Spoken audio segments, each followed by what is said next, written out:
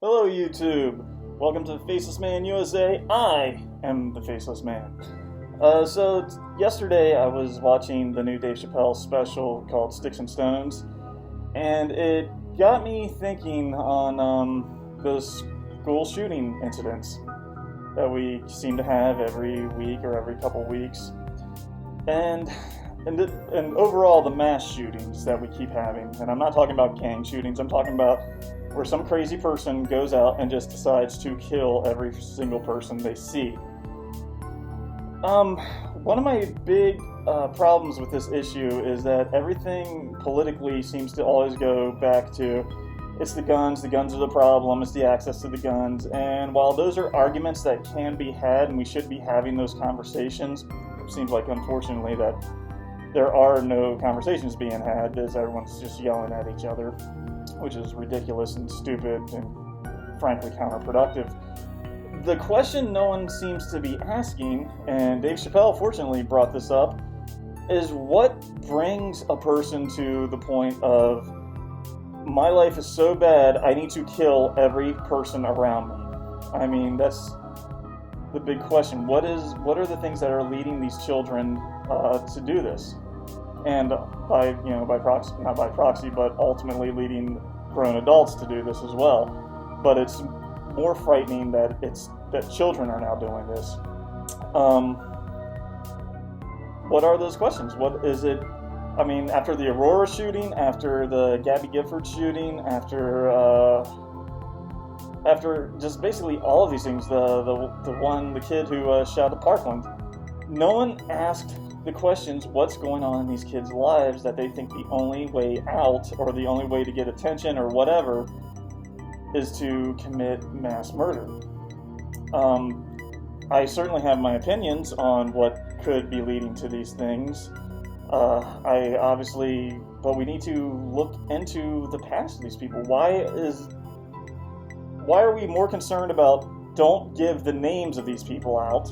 Because we don't want copycat killers and we don't want to give them, fame and fortune or whatever the hell. But no one ever goes up to after one of these incidents happens, no one's ever like, hey, let's send the FBI and all sorts of other investigators and look back on every moment of these children's lives. What led them to this? The Parkland shooter, we know him and his brother were adopted. We don't know anything that happened before they were adopted by the family that had adopted them. We don't know how their life was. We don't know if they were abused. We don't know if there was drugs around, if their parents were addicts, if their parents were sexually molesting them or anything like that. Why don't we know this? Why is this not coming out? Why is this not being asked? We know the Parkland shooter's father had died like a year or two before, and clearly he didn't take that very well. I don't know what happened to his mother. I can't remember. I haven't looked any of this stuff up recently.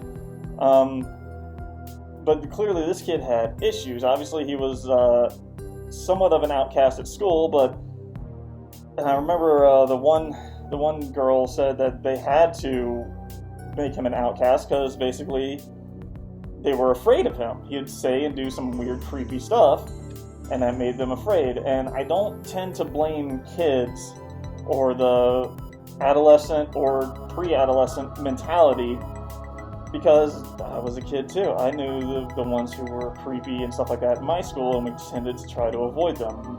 Example, I knew this one kid in 8th grade. He came to our school in the 8th grade. We'll call him Jake. I'm not going to say his real name. And in 8th grade, he was a cool enough kid. He always liked the pictures of the trucks I drew and stuff like that. And, I talked to him in gym class all the time, stuff like that. He was a good enough kid. Fast forward to 9th grade, I'm riding the bus with him, and there was we had a mentally retarded girl who rode the bus, and she was obviously in special ed classes. She rode with us. And I remember sitting on the bus next to this kid one day, and he's showing me these pictures he's drawing. And he's drawing, like, really, I'd say insulting pictures of this girl. I mean, it was like rudimentary bad drawing, like a 5-year-old would do. But I was like, dude, what the hell is your problem? I was like, to be drawing this drawing this girl like this? I was like, what's she done? Yes, she just has some mental problems, but she's a very nice, sweet person, says hi to everybody and stuff like that.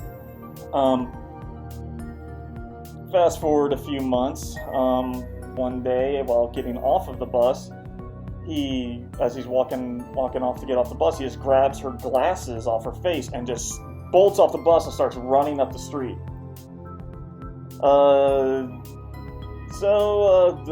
Basically the bus, went around this route, came back around over to his house because this is in a neighborhood, so everyone knew where this kid lived.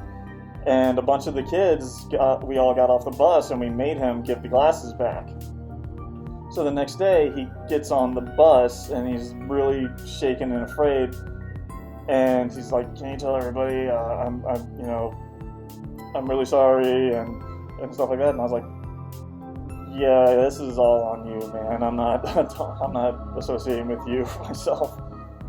Needless to say, the next day, pretty much everyone got off the bus at his bus stop, and they kind of did a little mob mentality thing, and one guy punched him, and that was about it, and everyone just left and went their own way. And that kid never showed back up at school. I don't know what happened to him. I don't know why he was so disturbed that he felt like he needed to act out like that. Clearly, the school had a talk with his parents, I'm sure, and they pulled him out, and I'm sure they moved away. I never saw him again. But that's just a light example. Now imagine some kid saying all this creepy stuff about wanting to kill everybody or wanting to do stuff like that when you're in school. You're going to kind of avoid him.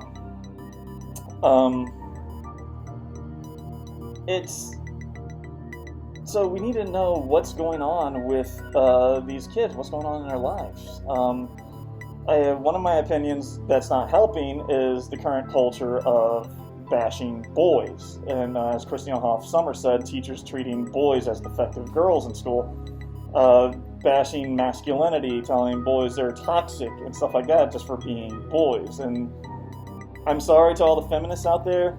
No one, and I mean no one, you can look this up online, you can look it up on you can search it. No person has ever said someone being raped was boys just being boys and it was okay. No, that has never happened. When people say boys being boys, they're talking about getting dirty, rough and tumble, coming in the house covered in mud, playing with bugs, doing all the stuff that boys do. No one has ever been apologetic about rape with, "Well, boys will be boys." That doesn't happen. You guys can just stop doing that shit right now. But yeah, the demonization of boys doesn't help things much. There's a lot of these kids. The demonization of a certain race right now, that is, it seems to be okay to bash this race as well as bash men, but all the other races and genders are off the table. This is it's just hypocrisy in every way, shape, and form, and it is racism and sexism, by the way. And yes, you can be racist and sexist to these groups. That doesn't help things much. I'm not saying this is the reason why they're shooting everybody. Clearly they have far, far more mental problems. And I'll go back again to the Aurora, Colorado shooter who shot up the Batman filming, the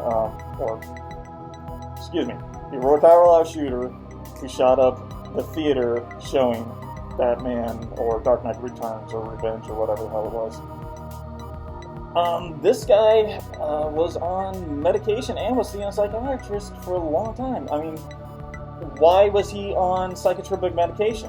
Why are we even giving children psychotropic medication? That stuff did not happen when I was a kid. We had one kid on Ritalin when I was in 6th grade. And we'd always make fun, we're shitty kids. So we were like, every time he got out of hand, we'd go like, "Andre, did you take your pill?" Stuff like that, because kids can be little shits.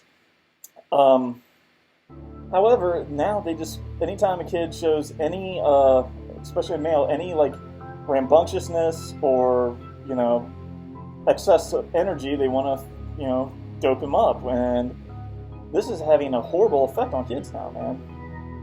And I think that adds to the shooter problem. But honestly, I don't know what the answers are. But the thing is, we do need to know is why are so many of these people doing this? What are the common threads? We need to know, are they being abused? Are they on medication? Are they, are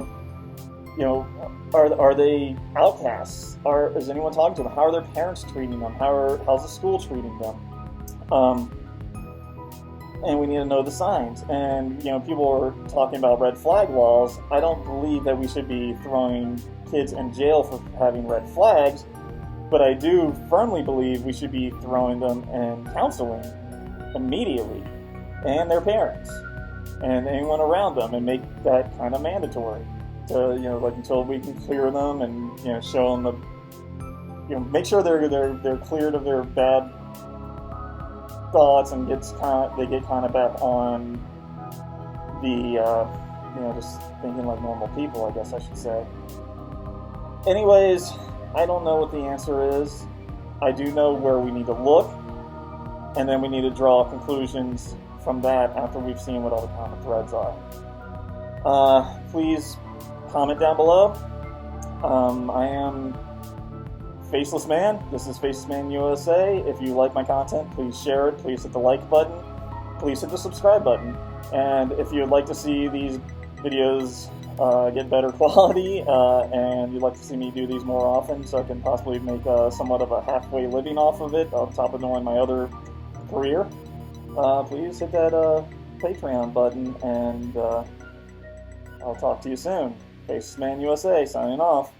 Have a great day, guys.